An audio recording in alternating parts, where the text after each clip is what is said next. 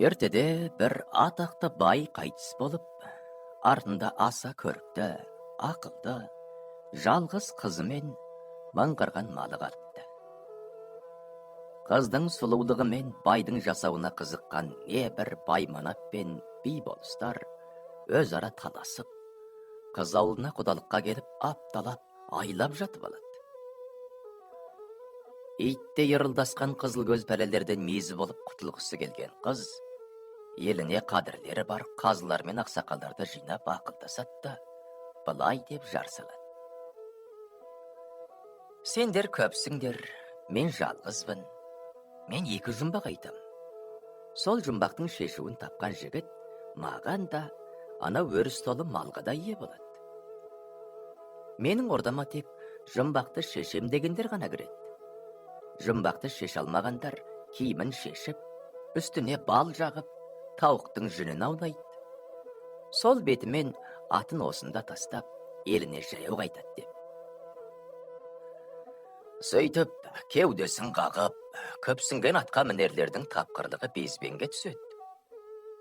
Дәнішпен ойдың ордасы мен деп ордаға кіріп, жұмбақты шеше алмаған көп мырзалар әлгіндей масқара халде жаяу қайтады. Мұны көріп тау шағылған өзге жұрт тарай бастайды.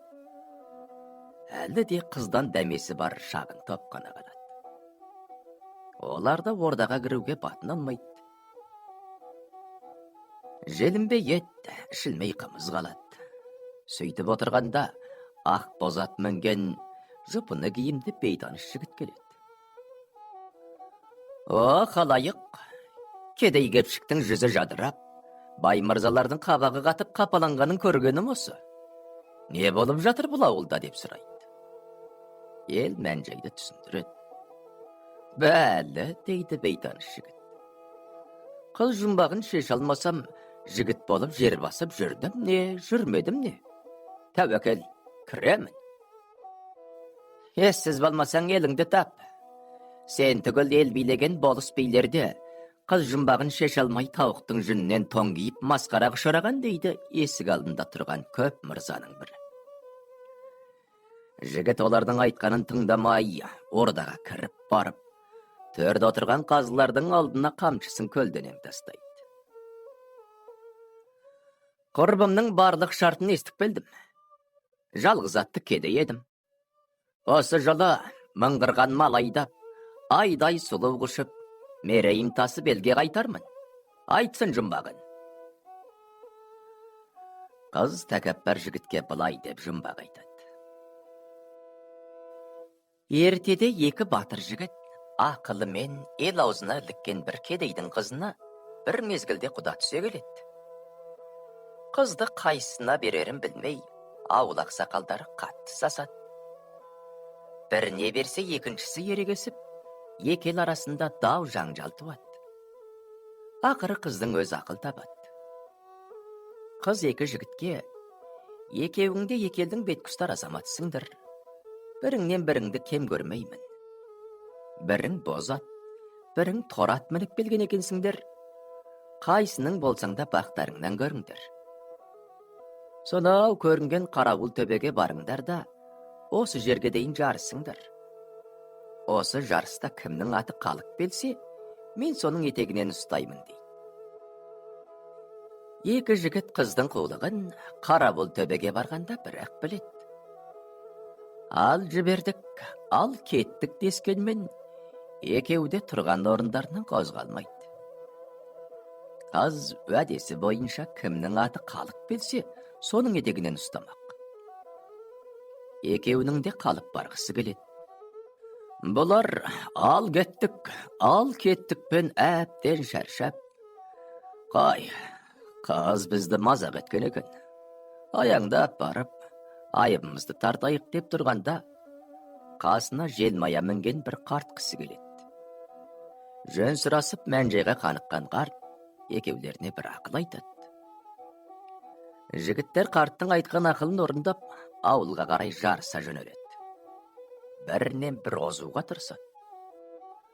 Дана қарт қыздан дәмелі екі жігіттің бірінен бірі озуға жан салып, жарыса жөнелетіндей қандай ақыл айтты екен. Осыны таба ғой жақсы жігіт. Ойлануға бие сауым уақыт, дейді қазылардың бірі. Жігіт аз кем ойланып отырды да, былай деп жауап береді. Екеуі де ақымақ екен. Данағарт оларға аттарың дауыстырып мін деп ақыл айтты.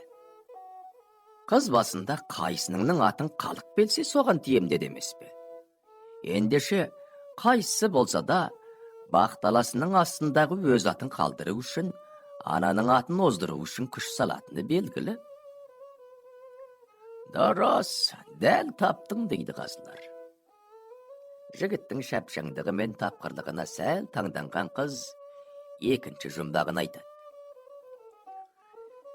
Ертеде бір өлкені жайлаған 40 байдың ғажайып сұлу 40 қызы болыпты. Олардың әр қайсысы іштей, мен бәрінен де сұлумын, ақылдымын, аруға тән нәзіктік менің ғана бойымнан табылады деп ойлайды екен. Біріне біреу құда түскелі келе жатыр дегенді естісе, қалғандары бір түнде барып, күйеу жігітті өлтіріп кетеді екен. Күндердің күнінде сол 40 қыз өзара келісіп, барса келмес деген аралға барып, құлан аулап көңіл көтермекші болады. Олар аралға келген мейлі жас, мейлі кәрі болсын, еркек кіндік өлтіріледі деп жариялайды. Қанша уақыт өткенін кім білсін, бір күні балықшы жігіт қайғымен дауылдан ығып, аралдың жағалауына шығып болады. Бақытсыз бейбақты аң аулап жүрген қыздар ұстап алады. Өлер алдындағы соңғы тілегіңді айт, дейді қыздар. Қазір біреуіміздің қылышымызбен басың алынады. Сонда жігіт соңғы жалғыз тілегін айтқан екен, қанішер 40 қыздың біреу де оған қару көтермей босатып қоя беріпті. Аралға келсе өз әкемізді деп өлтіреміз деп серттескен қыздарға тоқтау салған қандай тілек екен? Жауабын тапта, маған және мына мал-мүлікке иелік ете бер. Таппасаң, бал салған көбі босағада тұр. Тауықтың жүні тулақта ораулы. Бірінші жұмбақты шешкенің есепке алынбайды. Ойлануға бие сауым уақыт, дейді қазылардың бірі. Жігіт аз кем ойланып отырады да, бұл жұмбақтың жауабында дұрыс шешіпті. Сіздерше, ол не деді екен? Жауабын пікір қалдыру орнына жаза кетіңіздер.